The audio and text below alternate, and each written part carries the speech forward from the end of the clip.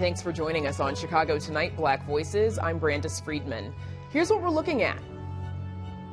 I have a perspective at 60 years old that matters to me in the history of our nation, and more specifically, the history of our people.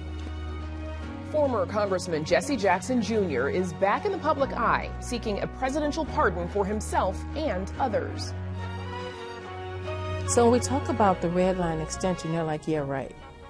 It's not going to happen.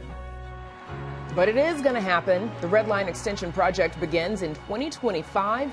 We look at residents' hopes and concerns. And we kick things off tonight with an extensive conversation with former Congressman Jesse Jackson Jr. in a conversation recorded earlier. Chicago Tonight, Black Voices is made possible in part by the support of these donors.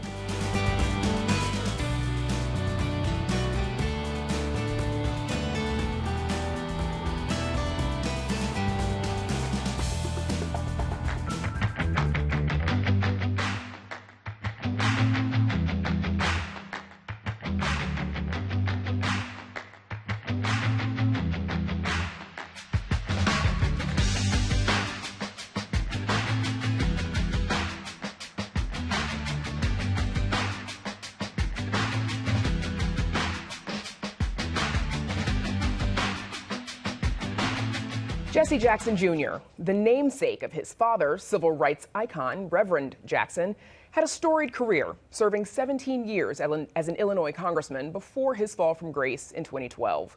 He spent 30 months in federal prison after pleading guilty to conspiring to defraud his reelection campaign of close to $750,000. That was over a decade ago. While he's been out of the spotlight mostly in that time, he's speaking out now. In particular, he's drawing attention to President Biden's recent pardon of his son Hunter, asking for the same for himself and many others. Joining us now with more on his journey is Jesse Jackson Jr. Welcome back to Chicago Tonight. Thank you for joining us. Brandis, thank you for having me.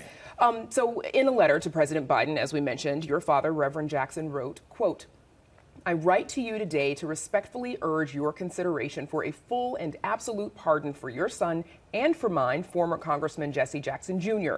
He has devoted his life to what he refers to as his ministry to public service and to fighting for equality and equity in civil and human rights for all Americans." What would a pardon mean for you, both personally and professionally? It would change the course of my life. It would be the official act by the President of the United States on behalf of the American people to say that you are forgiven. But not just forgiven, I'm asking for it.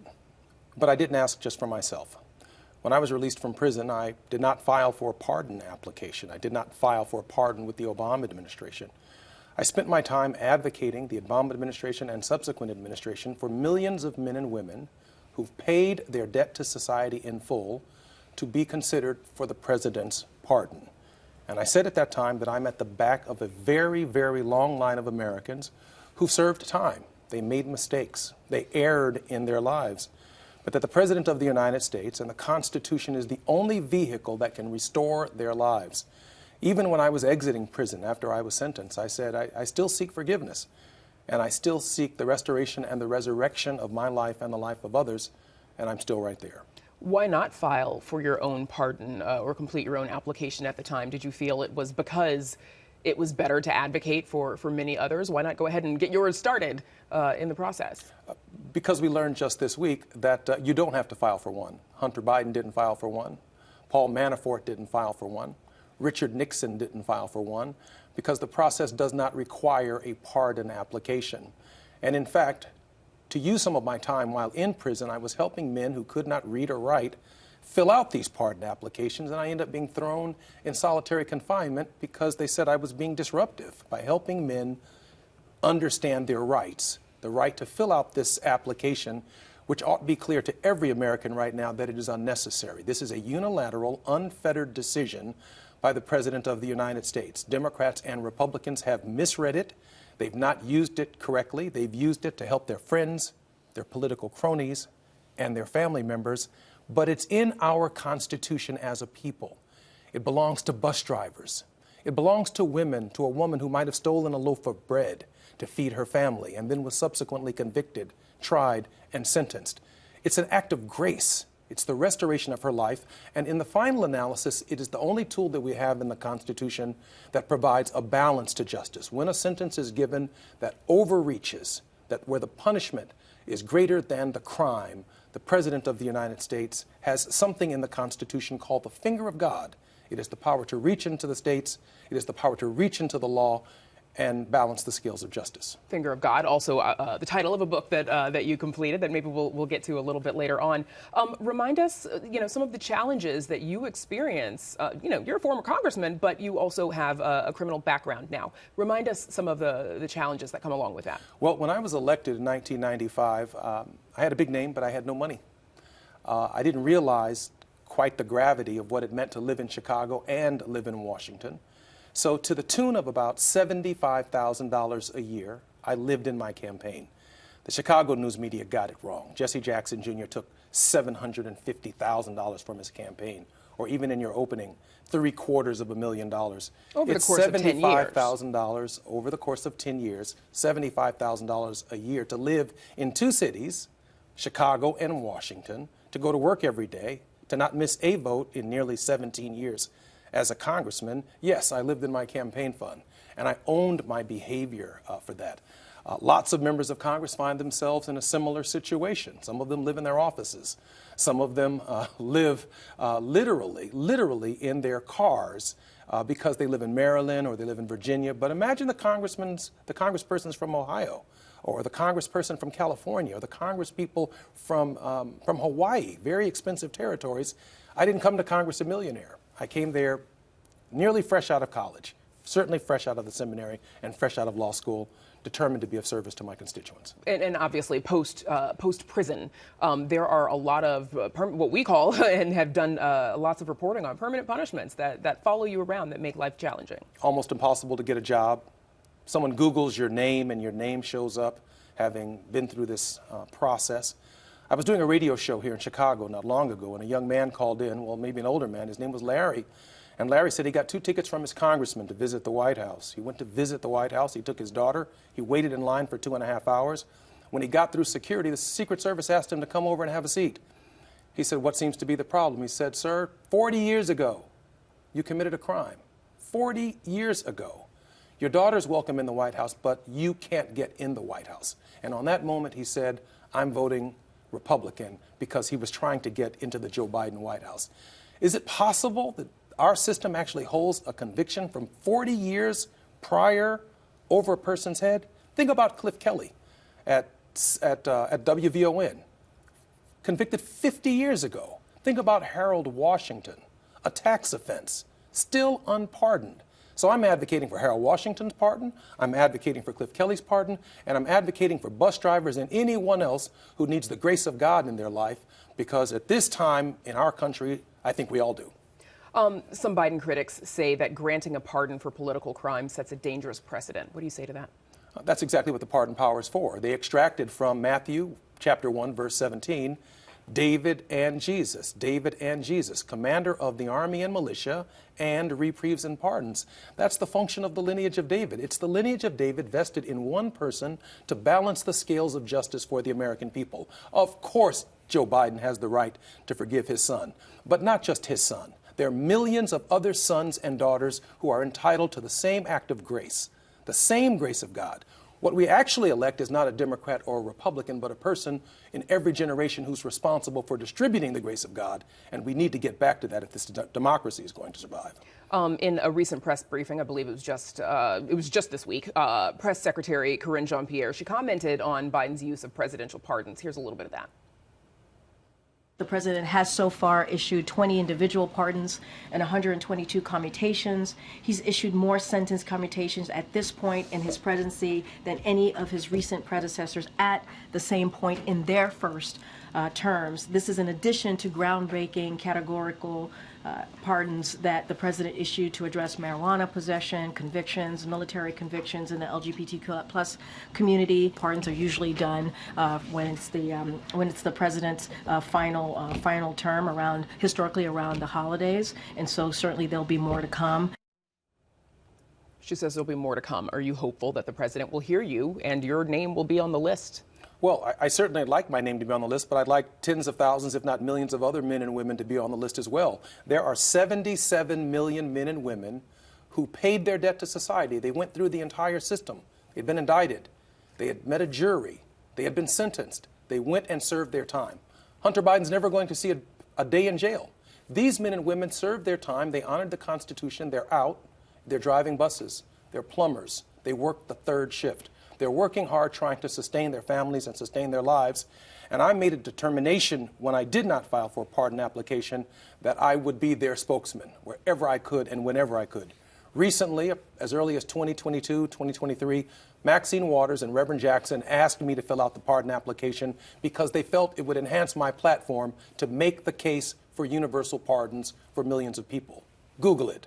Jesse Jackson Jr. asks for mass pardons. I'm the first one to call for it. Are you planning to file that application to complete that form, or? Oh, I filed the application in 2022, and so I wanted to get that off the table so that the administration would not be able to say, well, you didn't complete the process. What process? The one that Hunter just bypassed? The one that others have bypassed? Because the process is another barrier to a man or woman's forgiveness in our system, and it was not intended to be so when the architects put it in the Constitution on September 17th, 1787.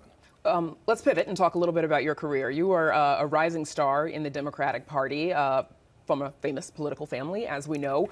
Talks of your possibly running for Senate or even higher office. What were your ambitions before? Well, I was honored to represent the people of the south side of Chicago and south suburbs. I met a skinny kid with a funny name.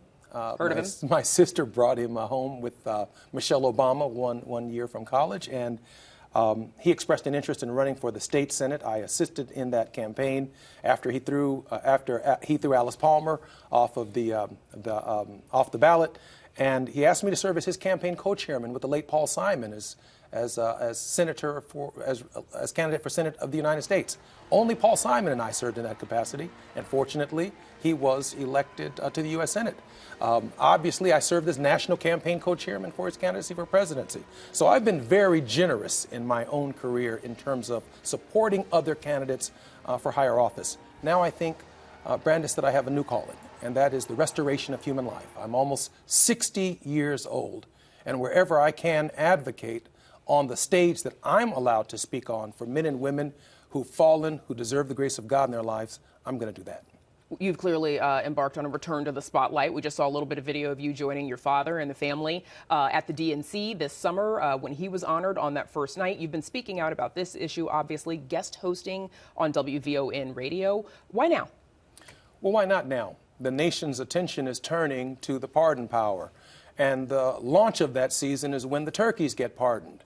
And then you think about the fact that one hunter at this stage of the president's administration, one hunter and two turkeys have been pardoned. That's an affront to God. From my perspective, it's outside the grace of God. The president of the United States should be pardoning tens of thousands of people a week. That's the size and scale of the problem of men and women who need forgiveness and redemption in their lives. And I'm here to remind him of that. I served with Joe Biden when he was in the Senate. I was in Congress when he was there. I watched Joe Biden on the stage with my father in 1984 when he was running for president. So I know the Biden family. I know them very well. And I think I'm well positioned not to hold my tongue, but to tell a truth that the American people need to hear about forgiveness. Around the time of your conviction, former Illinois Representative Aaron Schock, he also made headlines for similar crimes. His charges were dropped after he repaid those funds. Do you think your case was handled fairly, or is it much different from that of Aaron Schock, being that you're a black man and the son of Reverend Jesse Jackson? Not only did I repay the funds, but my home within a week or so is already in foreclosure as a result of repaying the funds. And yes, I did time, and Mr. Schock did not do time. And so how do you balance the scales of justice? Well, the way you balance the scale of justice is with the pardon, with the absolute, full, and unconditional pardon, giving people the opportunity to restart their lives over again. It is simply impossible to do it without the pardon. I've applied for jobs at the university level. I have an undergraduate degree. I have a seminary degree. I have a law degree. I have 13 honorary doctorate degrees, and I can't get a job teaching. Now, how much sense does that make after 13 years in Congress and with my knowledge of the U.S. government and the operation of our government throughout the world? It doesn't make sense.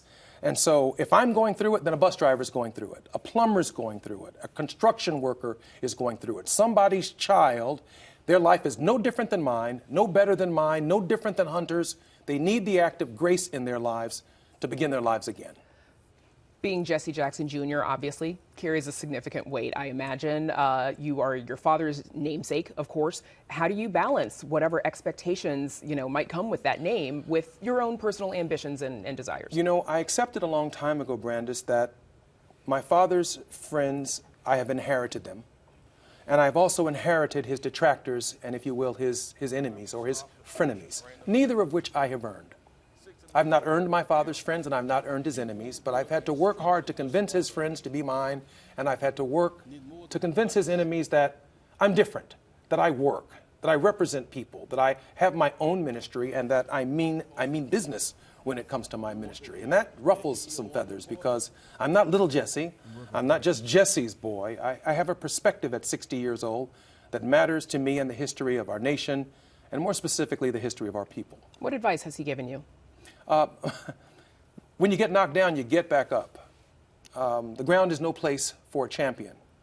That no test, there's no testimony. That the only time you drown in a storm is if you keep your mouth open. So close your mouth, open your eyes, and start kicking. Tread through a storm. He said storms don't last always.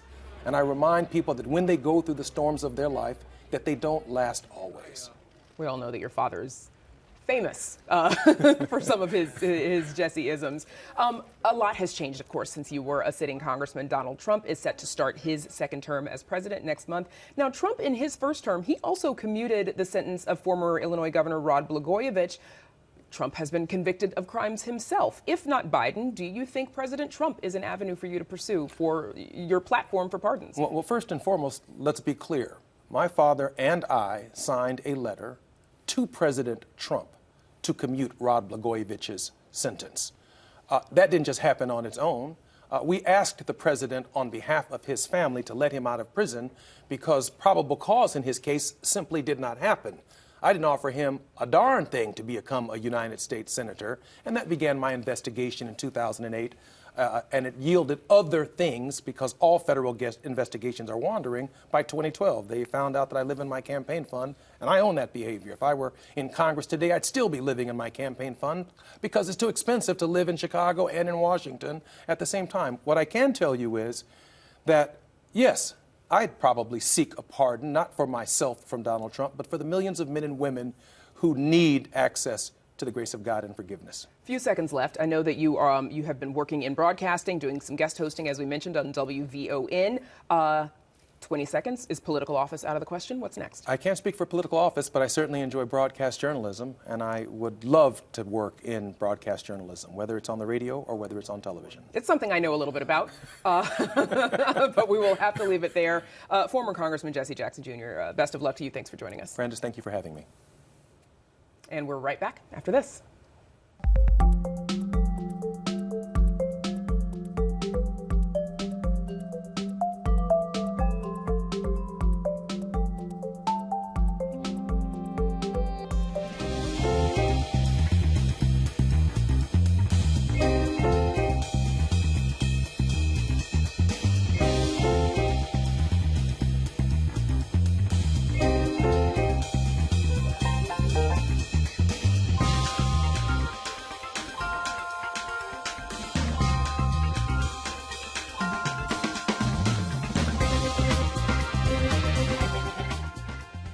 CTA service is coming to the far south side. Construction on the Red Line Extension project is expected to get underway late next year as long as expected federal funding comes through. In partnership with WTTW News, Northwestern University's Medill School of Journalism students explore residents' hopes and concerns about the 5-year construction project. Here's Allison Miller. We thought it was like some type of mythical creature. Like it wasn't real at one point for us. People are skeptical. Are we really going to build this project? So when we talk about the Red Line extension, they're like, yeah, right. It's not going to happen. But it is. More than 50 years ago, the Chicago Transit Authority promised residents of the far south side a link to the rest of the city. Now, the Red Line Extension project has a date. Construction is set to begin next year, and residents are feeling both optimistic and skeptical. 33-year-old Adela Bass-Lawson has heard about the project since she was a child. Bus cars to our children who leave the community for school.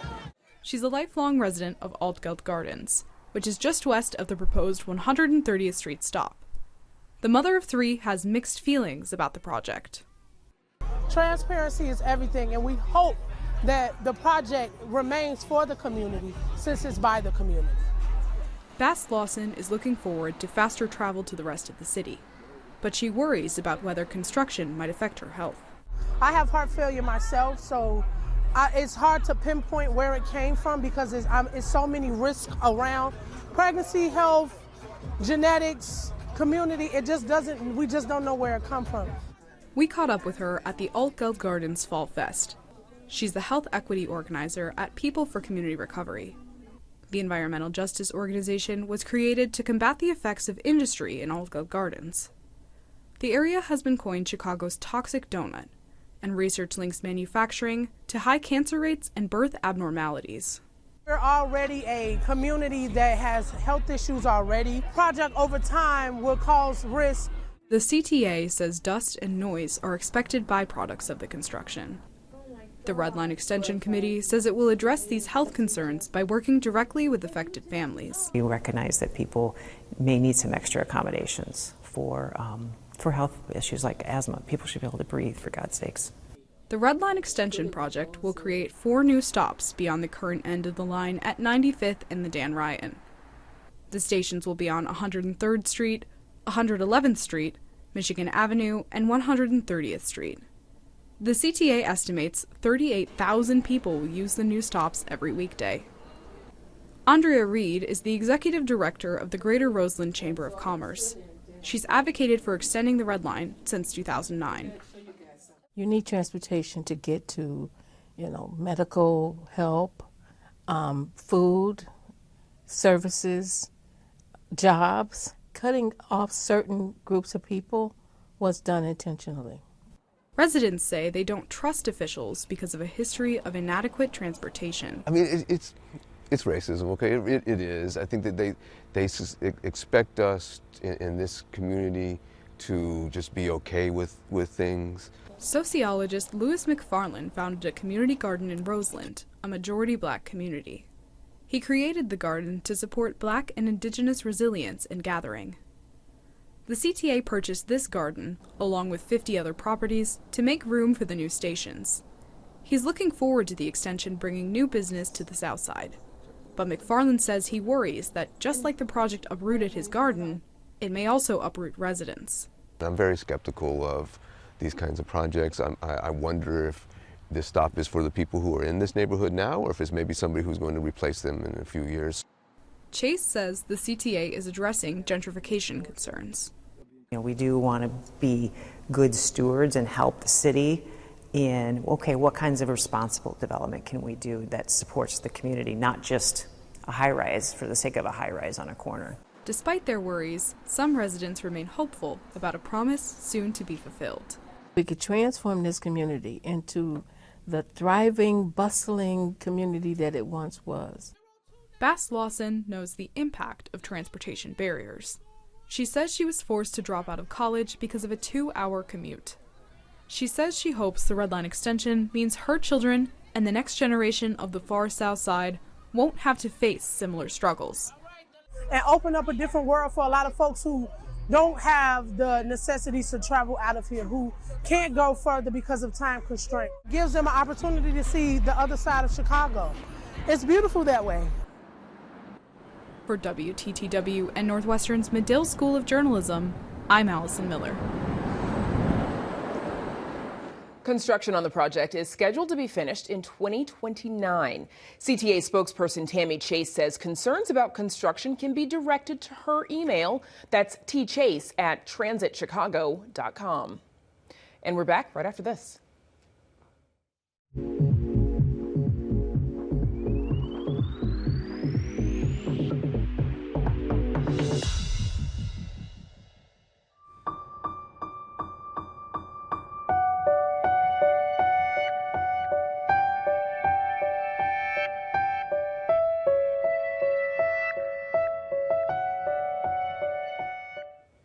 And that's our show for this Wednesday night. Be sure to check out our website for the very latest from WTTW News, including our holiday events guide.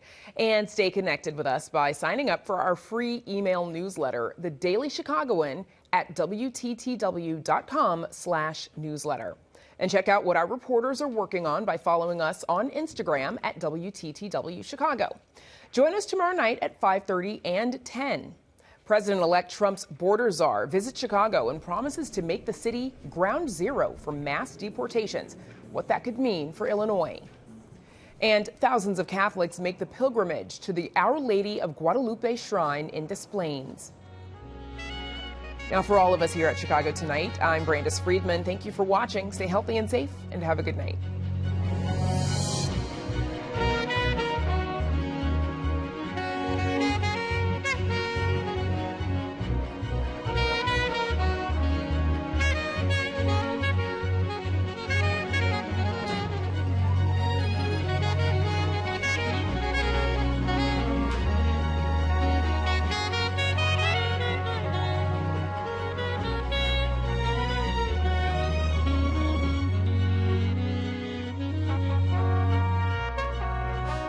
Closed captioning is made possible by Robert A. Clifford and Clifford Law Offices, a Chicago personal injury and wrongful death firm that is proud to give back to its community in Chicago and beyond.